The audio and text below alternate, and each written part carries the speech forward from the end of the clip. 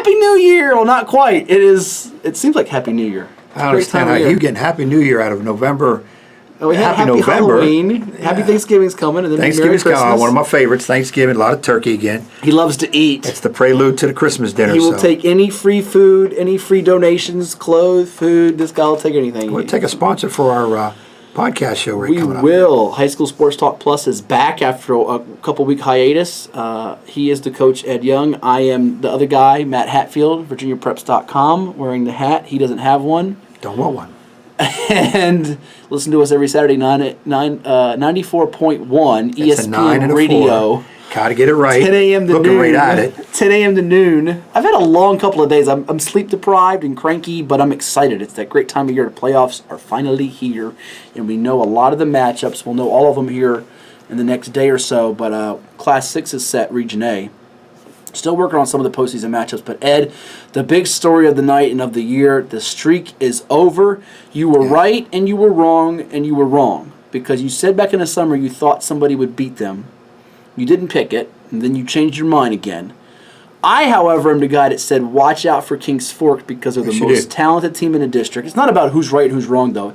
It's about celebrating what Kings Fork did and also Oscar Smith with that streak because we also need to reflect back on that having a 99-game district win streak. Haven't lost until last night since 2006 to Hickory. We're talking 11 years. That just the job that Rich Morgan and then Bill D and now Scott Johnson and his staff and those players have done to not get picked off is remarkable. And the way this game played out was quite impressive. I was there to witness it and can go through some of the highlight plays. You were not there, but you have some thoughts from it because you were getting updates. What was your reaction as you heard it unfold and then when the game ended? Yeah, we got, of course, I was in the Nan's River game against Grassfield, and my partner, John Boswick, was keeping tabs with you in the Twitter because people know I don't do Twitter. Shout out, John. We have to get added Twitter, and I appreciate him reading the blog and the Twitter and all that. Boring first half, 2-0, and then come second half, seemed like every minute something new was coming across, somebody was scoring, there might have been a fumble pickup, and it just got intriguing that we had to know what was going on. And we also made the announcement of the score to our people, the fans at the Nan's River game, because obviously we figured it was a great interest game. Yeah, and what happened if you weren't there or haven't heard by now, where you been? You're in a hole. But it was 2-0 at the half, as Ed said. Kings Fork is up a touchdown in this game, have a chance to put it away, and they're at the 1-yard line and they fumble. Oscar Smith digs out of their own one. They don't score that possession. However, they tilt field position back in their favor because they kick it back to Kings Fork. It goes 3 and out.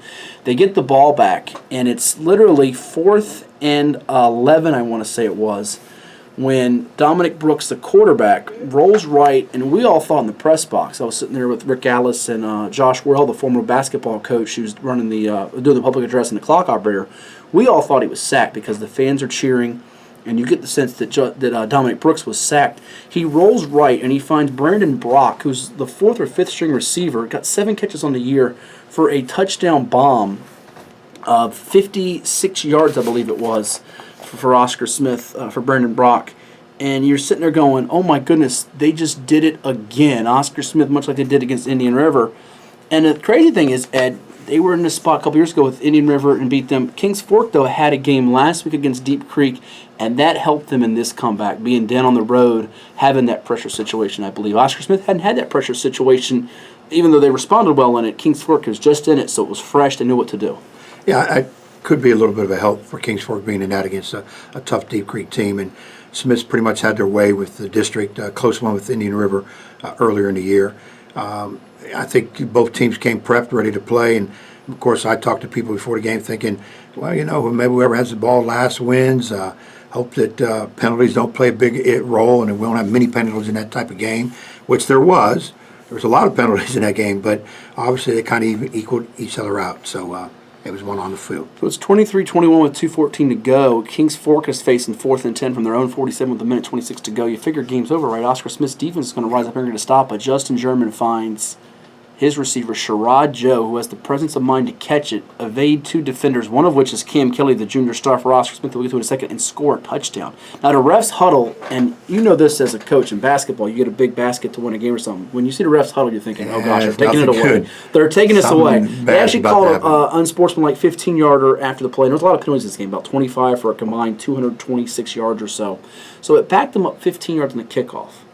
And you say, well, why is that a big deal? Well, you could kick it out of bounds, which I'm sure Indian River wanted to do a couple years ago on the punt, and they didn't do it. And Kings Fork may have thought about it, but they kick it sort of a squibby, and Cam Kelly gets it, and he runs about 53, 56 yards back to the 4-yard line of Kings Fork. So you're hearing Oscar Smith knocking on the door inside the 5. You're figuring they're going to punch us in here. Right. They don't. Kudos to the Kings Fork defense. They get lost in this whole thing because Justin Sherman throws for 325 yards. They had the leading rusher in the area, and Darren Butts, who got dinged up. He's okay. Had an okay night. These great receivers with Sherrod Joe and Chris Sharon and Bobby Boone and Sam Dunn. But the defense gets forgotten about in the stops of Devin Chambliss and T.J. Hart, who stopped Cam Kelly from scoring on the special teams return there, and Dennis Whitehead and that front four. We talked about it. That could be the part of the game. And though they weren't consistently great all night long, they got enough pressure on fourth down to keep Brooks from completing a game-winning touchdown pass, and that was a huge factor in the game, given that Kings Fork had about 3 or 4 sacks that enabled them to get pressure on Oscar Smith and send him backwards. Yeah, and as we mentioned, the penalties could be an issue. We didn't want penalties being an issue in that game. Special teams is big in a game like that too, because forced fumble, a kickoff return, a stop makes things work in that way too. Both those teams are fairly good at special team. They don't get here just because they can outscore or they just totally shut people out. Now, Oscar Smith defense though is well known at shutting people out. 29 points in the whole second half for Kings Fork. Smith had given up just 27 points in the previous 8 games against district foes all year. That's amazing. So Kings Fork's offense, just that quick strike ability, it's unlike maybe any other right now in the area with that. And I think they're going to put up a big 50, 60-point figure on the board in one of these playoff rounds, maybe the first one coming up against either Jamestown or Wilson.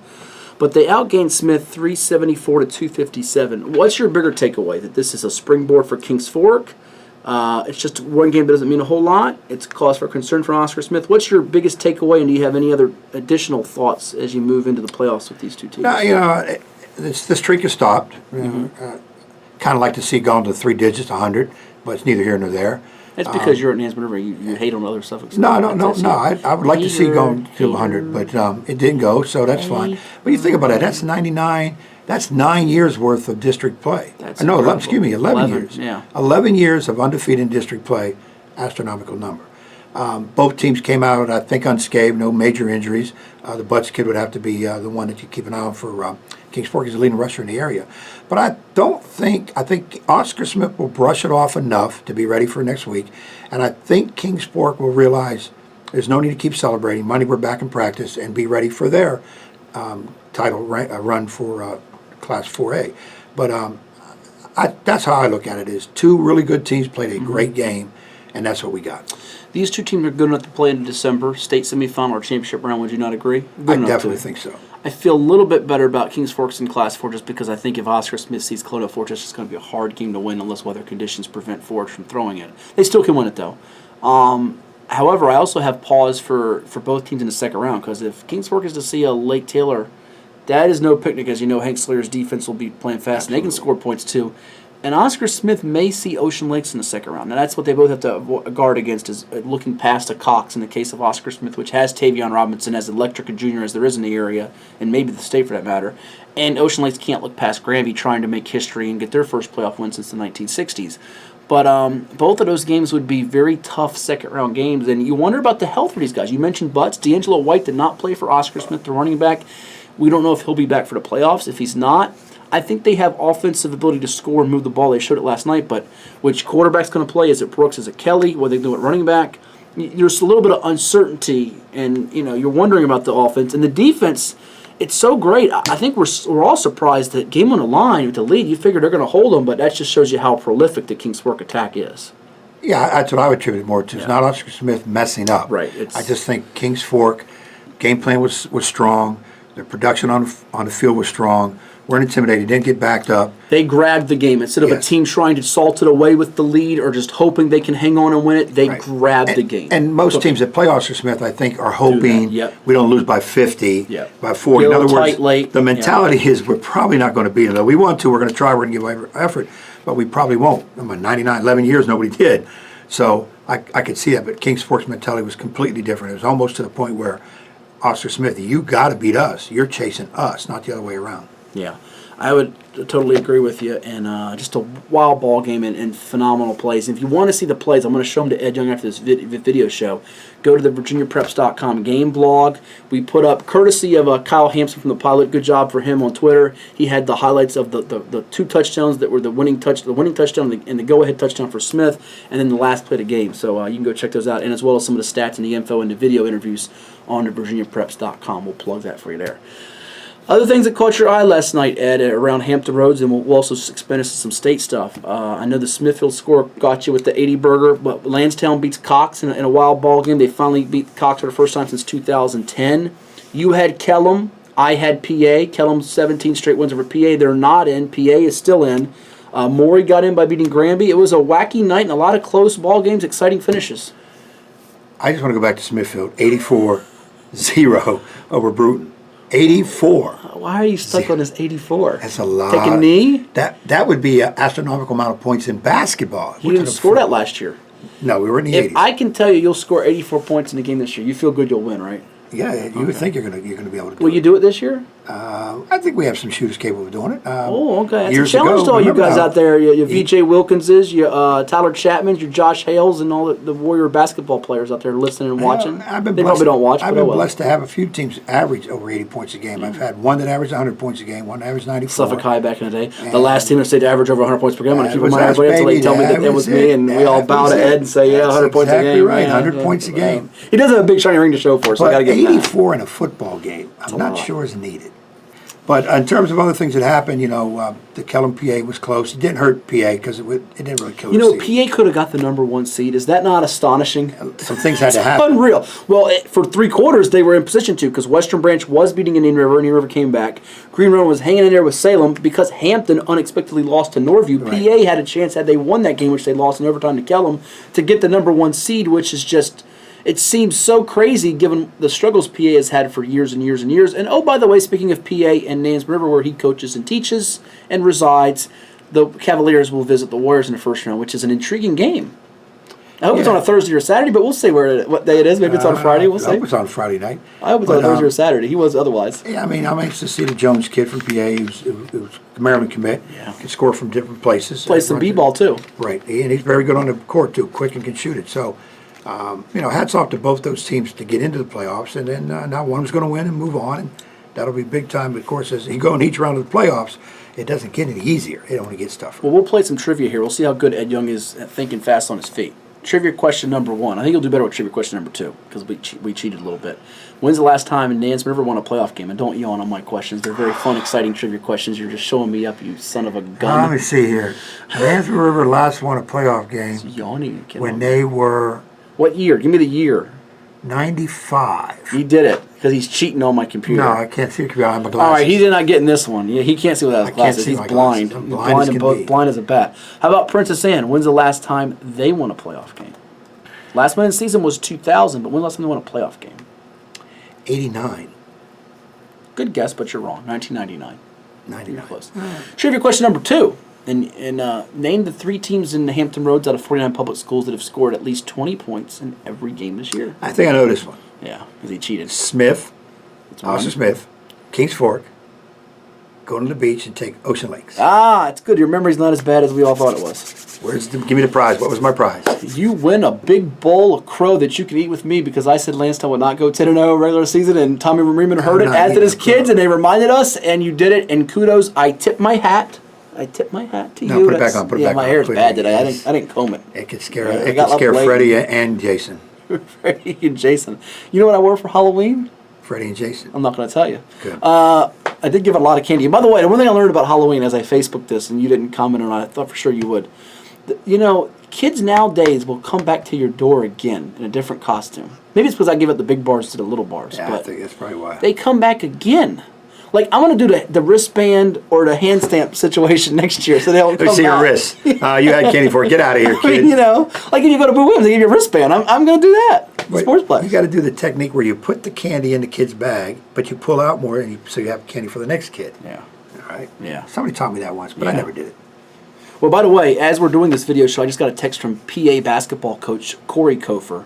He wants to know about the chances of their game against Dan's River in the playoffs. So we might have to see if we can finagle Coach Kofer into making a wager with Ed like Delton Cotton did, a friendly gentleman's agreement with the blue suit that Ed had to wear when his football team lost to Norview, and he wore that in a basketball game against Menchville. And he's looking down because he doesn't like talking about this, and he wants me to just move on to the next topic. Blue suit stuff, boy, unbelievable. We'll That thing see. cost me pennies galore. Coach Kofer does look a little bit like Kevin Hart.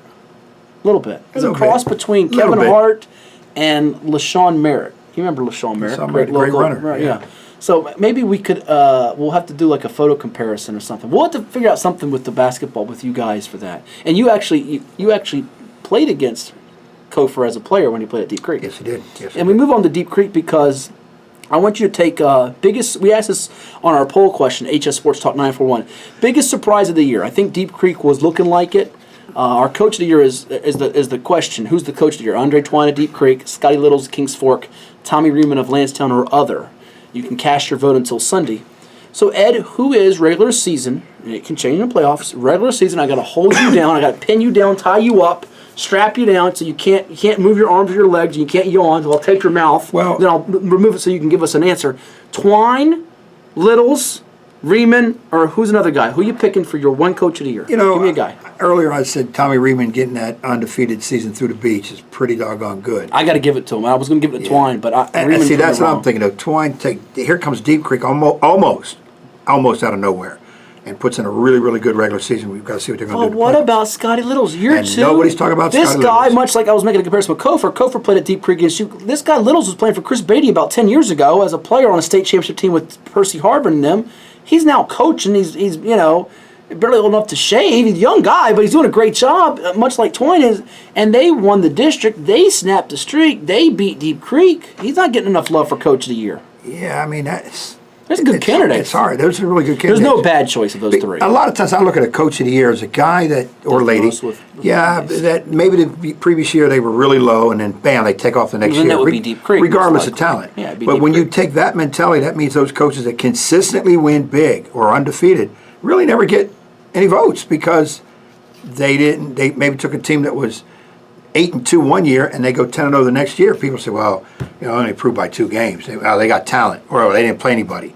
But coach of the year, just like player of the year, is very fickle in terms of picking it. Because what's the criteria for it? Like when we talk about most valuable player, sometimes we're talking about outstanding player. Because I always think your most valuable player is coming from your championship team or a team from a player that played in the championship game. Maybe they didn't win it. Because why would you pick somebody who was finished last place unless they deserve it? Because it's an individual award, not a team award. It's true. So you did all that dancing around and discussion, which was very logical, and I give you a little golf clap kudos. So who is your pick? Give me one selection. You got to pick one guy. I'm tying you down. I'm hog tying you. Who are you picking? Stop beating around the bush. Give me an answer. Coach of the year, I'm going to go back and stay with Tommy Riemann. So you took Riemann. I wanted to take Riemann, and we don't like to take the same guy. No. Because whenever I take the same thing as him, it usually ends up bad. And I hope you have not cursed Tommy Riemann and his Eagles trying to get their first playoff win for Coach Riemann as they play host to Tallwood. Now Tallwood's hoping you did curse them.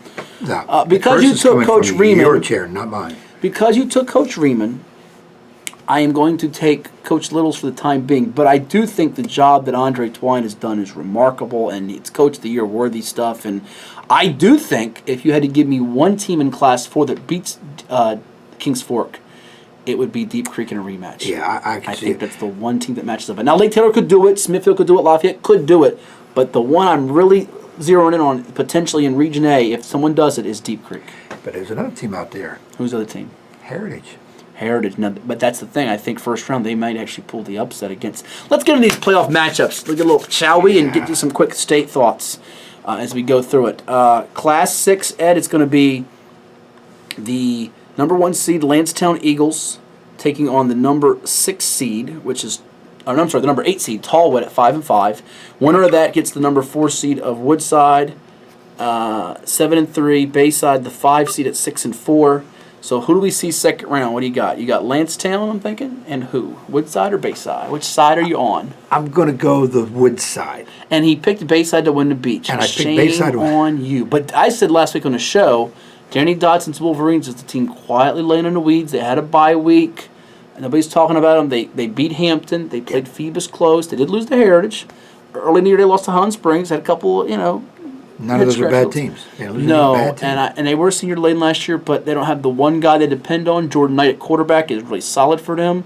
I think that, again, this team that last year got to the Final 8, lost to Oscar Smith, but they beat Lancetown in the playoffs. They got to the third round. So I think that would be, if I'm Lancetown, I don't want to see Woodside. Because that's the team that shut them out last year. But you definitely don't want to play somebody that knocked you out the previous year. No. And you don't want a team coming in averaging like 40 points a game or giving up 0 a game. Get too much in your head. Do we get Ocean Lakes Oscar Smith in the second round? Because Ocean Lakes is the 2 at 9-1, hosting the 7 seed Granby at 6-4. Smith is the 3 seed at 8-2, hosting Cox the 6 at 6-4. I would say move them on. Move them on. Move them on. So Cox, Granby, remember this video, save it, screenshot it, and you can throw darts at Ed Young anytime you want and say that you were wrong, Ed Young. Eat some crow. Where is the bowl of crow I'm supposed to eat, by the way? Where is the bowl of crow? Oh, it's got to get flavored. Keith ate the crow? Keith ate the crow. Keith was supposed to bring us the crow, and he probably ate it on the way. Unbelievable. What was he doing for partying and all that? Smithfield scoring 80-something points. Yeah, they just scored again. Yeah, I thought it'd be Jimmy who would eat the crow, because Jimmy, anyway. Class 5, Indian River is 7-3 as the 1, hosting the 8 seed of Maury at 4-6. I like Indian River in this game. Yeah, Indian River. But Maury could make this, Doreen McCain's been a part of a couple crazy wins as a coach and a player. Remember that year he beat Hampton when he caught the touchdown pass against Tyrod Taylor and them? And then last year he was the assistant coach, the OC for Northview when they beat Hampton. So they have the firepower on offense. They just don't know their defense can stop Indian River. That's my biggest question. Key. The 2-7 we don't have set yet. We know Salem's the 2 seed. They'll play either Northview or Gloucester. Hampton's the 3 seed. They'll play Gloucester or Northview. I know this much. Gloucester is really hoping they see Salem because just 2 weeks ago, Gloucester got pummeled 46-0 by Hampton. They do not want that matchup again. No. That's what's intriguing about the playoffs. Interesting, Hampton might want a shot at Northview again, but Northview just beat Hampton, so that was not as good for Hampton. Right. That's the thing about the playoffs. When you get all this mixture, you can run into somebody that you played really early in the year, and you got blown out, or you blew them out, but here comes the second part of the year, and some things are supposedly in refinement or whatever, and we just all march in line, but that's not true. And wildly enough, I think Gloucester matches up well with Salem, and even though Salem got beaten soundly by Northview last year, I think Salem would prefer Northview, coming off that big win, coming to their place for revenge. So it's kind of the opposite. It's weird, but I think what's going to ultimately happen, if I have to guess today, it's going to be Salem and Northview. It's going to be Hampton, Gloucester. So I would say both the 2 and 3 march on. And then number 4, Nansemond River. Princess Anne's the number 5. You got Nansemond River, of course, right? No question. Gerard Stringer, the linebacker, committed to East Carolina, helping that defense on with Darius Payne and some others. Well, you got PA with Isaiah Roberts at quarterback from Daryl Jones, the wide receiver, also the running back, does everything for them. I got a hunch PA can win this game if Jones goes off, but I also think the Warriors can run the ball well enough to get it done too. It's going to be a real barn burner, PA Nansemond. That could be the photo finish next week, and you'll be there to see it, won't you? Regardless what day it is. Should and what be. What do you mean should be? You're on gotta video. Check my social calendar. Your social calendar means nothing. My agent is taking care of me. Ridiculous. I'm almost done with you. Class 4, before I'm done with you. Kings Fork's the 1 at 9-1. They're playing host to Jamestown or Wilson. Does it matter? No disrespect. Yeah, I'm trying to say it a nicer way than what you would come across in, but well, that's wrong with what I just said. It a couple doesn't of those matter. teams No are playing disrespect. for next year, and a couple of teams are waiting to move on. I think it's great if Jamestown or Wilson makes the playoffs. I don't think it's great if they play Kings Fork in the first round. I'm just being brutally honest. That's right. That's going to be a tough. I think it's great if those kids and coaches get to go to the playoffs. I don't think it's great if they got to play Kings Fork. Not for them. Anybody on that playoff. Now, if you win the game, it's great. I just don't think it's great that you got to play them. Exactly. Definitely. Bring in the tapes. Number 2 seed is going to probably be Lafayette. They can't lose to Grafton tonight, can they? No, they will be Grafton. If Grafton wins this game, and we're taping this before the game, Ed will go running a marathon from Suffolk at his house to Yorktown. He'll run it next Wednesday at 3 in the morning. In my Speedo. Whoa! I don't want to see that. I hope the Grafton's kids, don't put you in a bad spot there. Thank God we don't put graphics Oh on my it. gosh! Did you just say that? Wow! Ed Young and a Speedo, folks. Come on, Clippers! Pull the upset. Won't All happen. right. The 7th seed will be War Hill. War Hill's having a nice year. I don't think they match up well with Lafayette. The 3 seed, the good thing you didn't say about Hampton and Norview, you'd have been stuck in a Speedo, my friend. The 3 seed will be, who's it going to be? Deep Creek? Yeah, because they got to be up there somewhere. Let's give it to Deep Creek. Let's give it to Deep Creek. Yeah. No, they're going to be the 3 seed. And Heritage will be the 6 seed unless Booker T beats Lake Taylor. So you would Possible go Deep Creek. win. I would go Deep Creek and I'm Texas. with Heritage. Deep Creek and who? In Texas? No, who am I looking for? I don't know what you're looking at. okay. The 4 seed at Texas, I don't know what you're talking about with Texas. The 4 seed's going to be probably Smithfield. The 5 will be Lake Taylor. Who are you liking that game, Ed? I'm staying with Lake Taylor. Smithfield's had a great year, 84 points. But I'm just, He's it's stuck on that. playoff time. Willie Drew at quarterback. He's tough. know and that it's- defense with Jameek Jordan and them are not getting enough love. Give that defense some love. Yeah, Blow them a kiss. You know, Smithfield defense is almost like a kid brother to Lake Taylor's defense in terms of how they're playing. But I'm going with the original Little bit. Lake Taylor. Is that a high-scoring game or low-scoring game? I think that's a 42-40 game. Yeah, I was going to say it's going to be in the 30s. I think both teams will open up, and it looks like neither team is going to necessarily stop you I from getting that sure end zone. wish you would open up and tell us how you felt. In Class 3, Phoebus is the 1 seed. Going to probably host the 8 seed Booker T. Washington. I think it's just about cemented. Yeah, With Petersburg Phoebus. losing to Matoaka and with New Kent losing to War Hill. The 2 seed is Norcom. Lakeland's the 7 seed. Norcom. Yes. The 3 seed is York with Doug Pereira, the Blue Smoke. I tell you what, the Lytle twins have been playing well. Adam and Cole, Ramsey Hyatt throwing the ball, and that defense buckled down against Pocosin. Stopped the run well enough to win the game 22-8. Big win over Pecan. You like York over Southampton, who's 7-3? I'm gonna say York. Blue Smoke. I'm going to go York comfortably. And if you don't get what Ed says when he says with Blue Smoke, and this will be posted on Facebook later, go to Doug Pereira's Facebook page. Go search through the videos. You'll see it. It's the best video of the year that's not one of our videos. So it's one of the best videos of the year. Yeah. And the 4 seed is Hopewell, 6-4, hosting number 5 seed Parkview, 7-3. Mike Whittington's alma mater did not do a great job against Meadowbrook. They shouldn't have lost that game. They'd have been a 3 seed. I would have liked them as a sleeper to win that bracket because they have Ronnie Walker, the Indiana commit at running back, and Ronnie Walker is a good running back. He almost beat Norcom early in the year, and they have offensive firepower. Greg Cuffey at quarterback.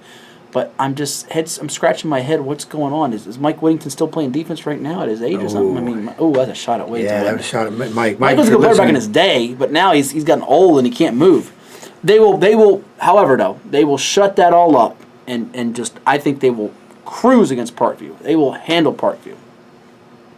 You're not sure. Yeah, I'm still a little hesitant. I don't know. You're indecisive. I'm indecisive on that one. I'm going Hopewell big. For sake of picking, I'll take Hopewell. Okay. Some quick state thoughts because we don't have all the state brackets set yet. But in Class 6, I've got Colonial Forge number 1 in the state.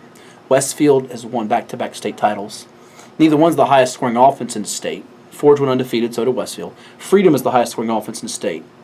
Do you have somebody that you would circle as the favorite to win 6? I'm going Colonial Forge. You're going to go with Westfield 3 times. You're going to go with somebody else. What's your initial gut telling you right now as the My playoff initial gut favorite? wants to say somebody in the 7-5-7. Westfield, Centerville, second round. No, I don't see it happening. I love our 7-5-7 teams, but who do you trust out of the Region A bracket? Oscar Smith, Ocean Lakes, and Lansdowne. Yeah, give me, yeah. Oh, man. I'm going to give you Alka-Seltzer. Who's your pick? Or Pepto-Bismol. Who was your pick? I'm going Colonial Forge. Over Westfield in what will be a phenomenal you're state taking championship game. completely And you out. better sure hope we can broadcast that day because if we don't, you're going to be doing the show solo or with Lynn Burke or with somebody that you don't know. Or I'll take somebody I don't know. Let me go with Westfield. Okay. Just to be Class different. 5, Stonebridge beat Broad Run last night. You did go on record saying that the winner of that game you would say is the favorite. Are you sticking with Stonebridge there? I'll stick with Stonebridge. So Hermitage, Highland Springs proved this guy who knows nothing. He knows nothing. He's Sergeant Schultz. Wrong. I got a lot of insiders.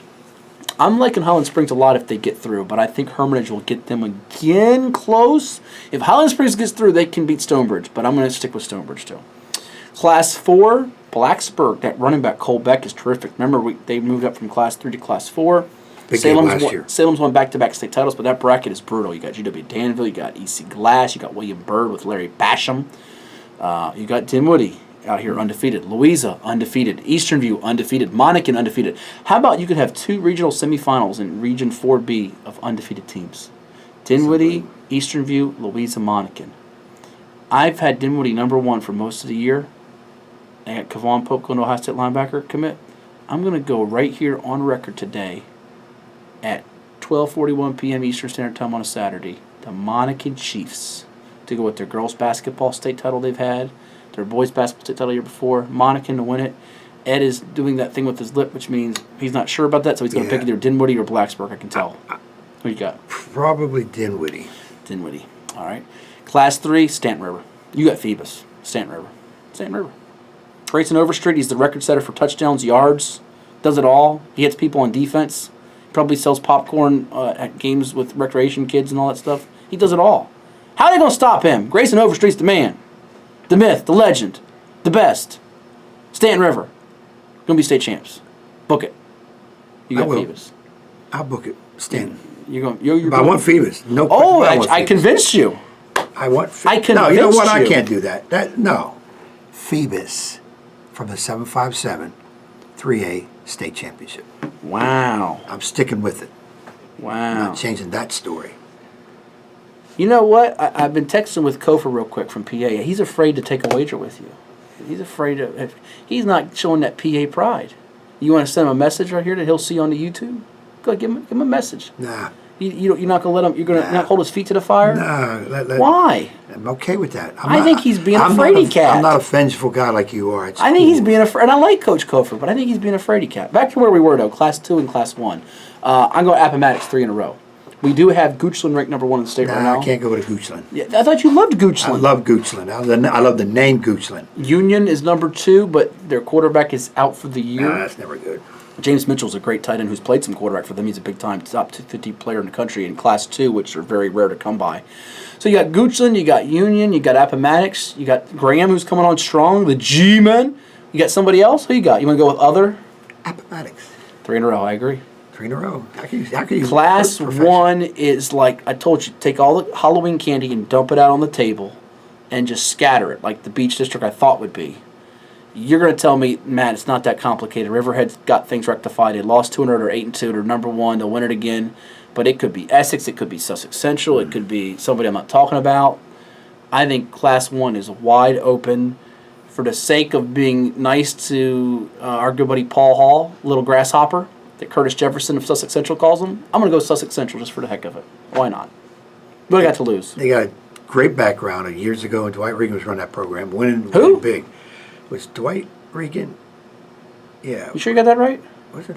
I think he's got it wrong. So somebody comment and correct him later, because he's. I think. No, I know. No, I got it. No, I got it mixed up. The team I'm thinking I was going to pick is who used to coach Sussex Central. Yeah, Sussex Central. That's what I'm talking about. Yeah, I think it was Dwight Regan. Was somebody will correct you because back when they were a power. Just ask Little Grasshopper, Paul Hall, and he'll get you set. He's Little Grasshopper. He's Little Grasshopper. Who you got? I'm gonna go with Sussex. You gonna go Riverheads or other? You want to make a pick later? Give it some more thought? I'm going to take Riverheads now. Possibility changing later. Yeah. Well, that'll do it for this edition of High School Sports Talk Plus. Listen to us every Saturday, 10 a.m. to noon on ESPN Radio 94.1. It's the most listened to radio station in all of Virginia because we said so. And until anybody gives us data that says otherwise, we're going to keep saying it. That's right. Show me the data. But more importantly, in all seriousness, our show is the most listened to high school sports show in the country. And until, again, we are proven otherwise, we will continue to say that. And it's because of you, the great fans, the listeners, the supporters of the show and the station and the Twitter pages and the Facebook and the VirginiaPreps.com. You all make it happen. And we hope to keep this thing long, growing, and prospering. And we hope you enjoy your first weekend of November, and we will be back soon. I'm Matt Hatfield. You are? I'm Ed Young. The coach. B-ball season's on the horizon. It's coming soon, and we will talk to you later. Later.